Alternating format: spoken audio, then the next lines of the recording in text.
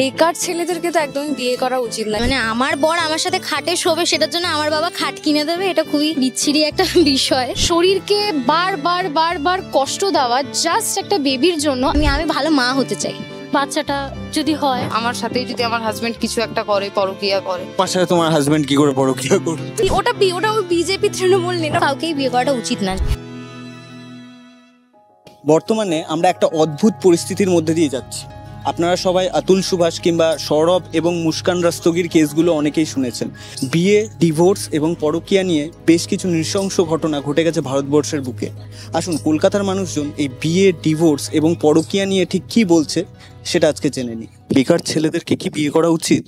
বেকার ছেলেদেরকে তো একদমই বিয়ে করা উচিত না। কেন কোনো মেয়ে বেকার ছেলেকে বিয়ে করবে? না, উচিত নয়। একজনকে বিয়ে করলে তো শুধু হয় না, তার তো সারা জীবনের দায়িত্বটা নিতে হয়। আর বেকার ছেলে বলেই যে তাকে বিয়ে করতে হবে না, বা বেকার ছেলে বলেই তার সাথে রিলেশনে যাব না আমরা, এরকম তো কোনো মানে হয় না। আর বেকার মেয়েদেরকে কি বিয়ে করা উচিত? বেকার ছেলে বেকার মেয়ে কাউকেই বিয়ে করা উচিত না। কেন না? অফকোর্স, যদি মেয়ে যদি বেকার ছেলেকে বিয়ে করতে পারে, যেই বেকার হোক, যদি দুজন দুজনের পাশে থাকে তাহলে নিশ্চয়ই তারা কিছু একটা করে নেবে। এটা খুব দরকার, নিজে ইন্ডিপেন্ডেন্ট হওয়াটা। ছেলের বাড়ি থেকে যে বিয়ের সময় পণ নেওয়া হয়, মানে ডাউরি যেটা নেওয়া হয়, হ্যাঁ, সেটাকে তুমি কতটা সাপোর্ট করো?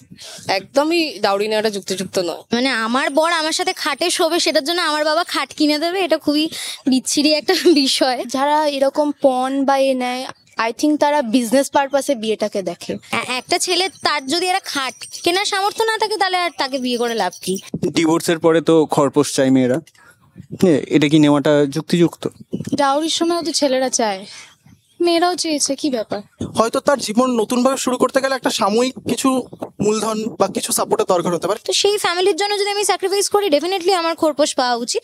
একদমই না, মানে যাকে আমি ছাড়ছি, যার সাথে আমার কমফোর্টেবল ফিল হচ্ছে না, তাহলে আমার পক্ষে কোনো খোরপোশ ছাড়াই তাকে এমনি লাইফ থেকে ছেড়ে দেওয়া ভালো। বিয়ের পর মেয়েরা তো নিজের বাড়ি ছেড়ে আসে, নিজের বাবা মাকে ছেড়ে আসে, তাহলে কি ছেলেদেরও উচিত যে নিজের বাবা মাকে ছেড়ে বিয়ের পর নিজের স্ত্রীর সাথে আলাদাভাবে থাকা? কমফর্ট জোনটা ছেড়ে বেরিয়ে একটা নতুন জীবন শুরু করতে কিরকম লেভেলের এফর্ট লাগে, সেটা আমরা দুজনেরই ফিল করা উচিত।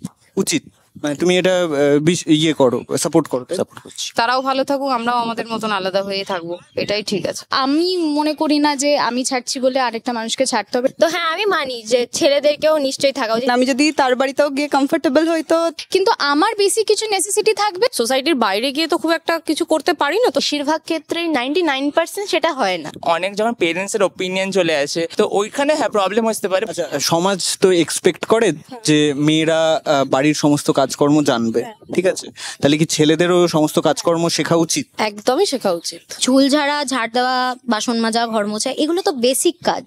এখন মোটামুটি সব ছেলেরাই রান্না বান্না জানে। তুমি রান্না করতে পারো? হ্যাঁ, পারি। মেয়ে মানেই তাকে রান্না জানতেই হবে, ছেলে মানে তাকে রান্না না জানলেও চলবে, এটা কোনো না। আমি হয়তো বাপের বাড়ি যাবো, তুমি যখন বাপের বাড়ি যাবে তখন সে যাতে নিজের রান্নাটা নিজে করে নেয়। কি বলবো? বিয়ের পর বাচ্চা নেওয়াটা কি কম্পালসারি? হ্যাঁ, ফিউচারের জন্য তো অবশ্যই কম্পালসারি।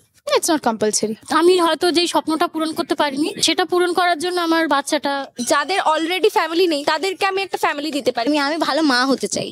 কারণ শরীরকে বারবার বারবার কষ্ট দেওয়া জাস্ট একটা বেবির জন্য, আমার মনে হয় এটা করা উচিত না, অ্যাডাপ্ট করা উচিত। বর্তমানে এক্সট্রা ম্যারিটাল অ্যাফেয়ারের একটা পরিমাণ বেড়েছে, পরিসংখ্যান বলছে। কেন? অপশনটা লোকেদের কাছে খুব বেশি। তাদের এই গতানুগতিক বিবাহিত জীবনে মনে হচ্ছে আটকে আছে, তাই বাইরে যেতে চাইছে না, একজন আমাকে অ্যাটেনশন দিচ্ছে না, তারপরে আরেকজন অ্যাটেনশন দিয়ে দেবে। আমারও তো দিন শেষে চাহিদা বলে কিছু একটা থাকে। ওই সোশ্যাল মিডিয়া দেখেছি এরকম করে, তুমি কেন করো না? নিজেরটা ছেড়ে সব জিনিস লোকেদের ভাল লাগে। আমার সাথেই যদি আমার হাজবেন্ড পরকীয়া করে, তাহলে তো সেটা তো আমি অ্যাকসেপ্ট। তোমার সাথে তোমার হাজবেন্ড কি করে পরকীয়া করবে? কি বলবো? আর ডিভোর্সের পরিমাণ বাড়ছে কেন? মানে কমিউনিকেশন গ্যাপই আমার মনে হয় ডিভোর্সের মেইন কারণ। তারা কিরকম ভাবে ব্যালেন্স করছে এটার উপর ডিপেন্ড করে। শিক্ষিত মেয়েদের সাথে বা যারা নিজের পায়ে দাঁড়িয়েছে, সেই মেয়েদের সাথে কিভাবে থাকতে হয়, এটা একটা ছেলেকে আমরা শেখাতে, হয়তো আমরাই ব্যর্থ অ্যাজ আ সোসাইটি। আজকালকার দিনে কারোর মধ্যে অ্যাডজাস্টমেন্টটা নেই, কম্প্রোমাইজটাও নেই, আন্ডারস্ট্যান্ডিং মানুষের মধ্যে কমে যাচ্ছে। আমার মনে হয় যে লাইক রোল প্লে ঠিক হচ্ছে না। রোল প্লেটা ঠিক হচ্ছে না। কি বলবো? আচ্ছা, লাস্ট একটা কোশ্চেন করছি। বিয়ের পর কি হাজবেন্ড এবং ওয়াইফ পরস্পরের পাসওয়ার্ড জানা উচিত? না না না, না, সবার নিজস্ব প্রিভেসি থাকা উচিত আমার মনে হয়। মন থেকে বিশ্বাস থাকে তাহলে কেউই কোনোদিন কার পাসওয়ার্ড এসব কেউ কোনোদিন চাইবে না। পাসওয়ার্ড জানলেও ক্ষতি নেই। না, তাহলে তো কোনো ট্রাস্টই রইল না।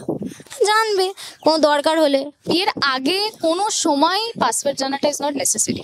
বিয়ে, ডিভোর্স এবং পরকীয়া নিয়ে কলকাতার মানুষজন ঠিক কি বলল সেটা আপনারা দেখে নিলেন। আর কোন কোন বিষয়ের উপর আপনারা ভক্স পপ দেখতে চান সেটা কিন্তু কমেন্ট বক্সে অবশ্যই জানাবেন। আর আপনি এই প্রশ্নগুলোর কি উত্তর দিতেন সেটাও কিন্তু কমেন্ট বক্সে জানাবেন। আর হ্যাঁ, একটা কথা, চ্যানেলটা সাবস্ক্রাইব করবেন। দেখা হচ্ছে পরবর্তী কোনো ভিডিওতে। টাটা।